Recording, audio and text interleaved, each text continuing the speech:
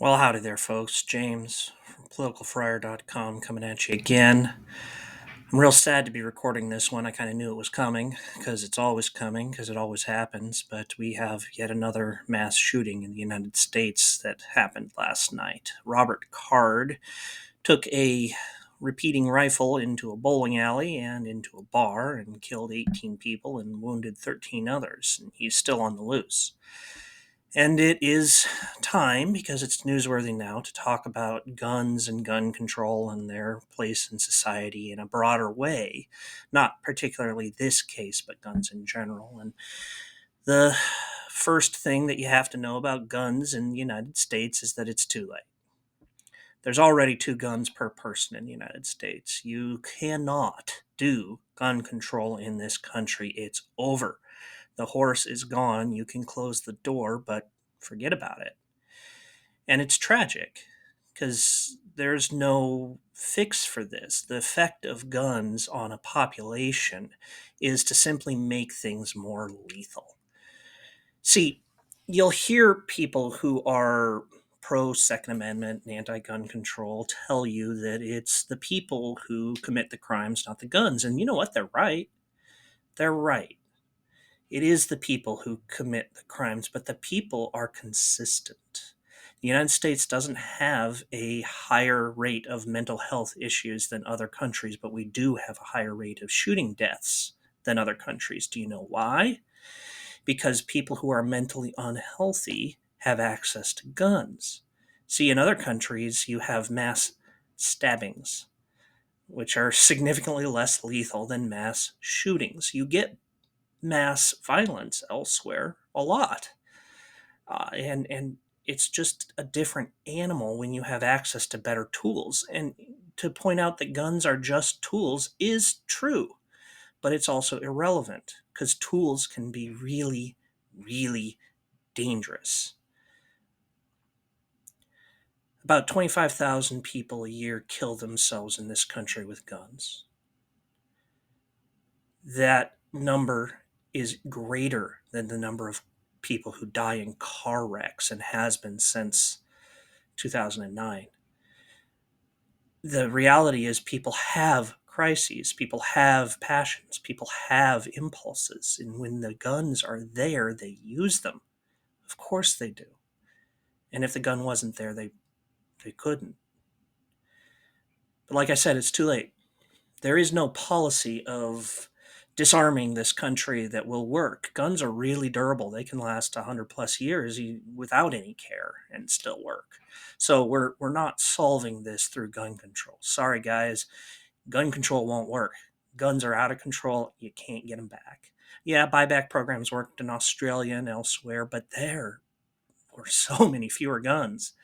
We could do that and just put a dent in the the issue. There are many people who don't see an armed society as a problem. They see an armed society as a polite society, and that's just not the point. The point is that guns have a population level lethality that just turns otherwise less dangerous situations into more dangerous situations. The guy getting into an argument during a traffic stop doesn't end with him hanging out the passenger side of his car dead by police bullets if he doesn't have a gun in the car. It's a natural confrontation. It's the existence, the entry of a gun into the equation that makes it lethal. So, what do we do? Well, I will suggest one policy around guns. It's to treat guns like every other dangerous tool, or at least one other dangerous tool that we are very familiar with. Cars. Mentioned earlier that guns now are the instrument of more deaths than car wrecks, and that's because the car makers have made cars a ton safer. They've had all kinds of incentives to do so. Product defect lawsuits, and really just consumers wanting to be safe when they're using their tool.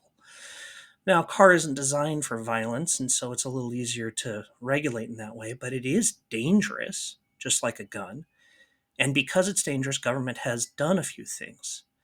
It's required a license to drive a car. means you have to do a basic amount of training and show a basic degree of competence when actually dealing with a car, that you know what it is and what it does, and you're not going to endanger yourself first and others.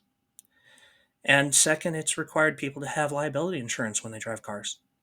You crash your car into somebody, and you're going to have at least a small amount of insurance to help pay for whatever damages arise from that. That is what we ought to do with guns. We ought to tell gun owners that they need to get a license, and then we ought to make liability insurance by gun. That means not by person, but just like cars, if somebody borrows your gun and uses it and hurts somebody, just like if they borrowed your car, it's the liability insurance that is attached to the car or the gun that can pay some of those damages. It's not going to fix mass shootings. It's not even going to fix suicide. But it's about the only thing I can think of that will make it at all better. And you will get the truly paranoid folks out there who say if you have to have a license to buy a gun, you now have a gun registry, which makes them easier to confiscate when the government comes for you. Listen, you can't confiscate all the guns. There's too many. Put that particular paranoid fantasy down. If the government comes for your guns, well, they're not going to be successful. Anyway, it's just my take. Tell me how wrong I am in the comments down below, and please like this video, subscribe, share it with somebody, If you think this was interesting, tell a friend. Appreciate it. Thanks.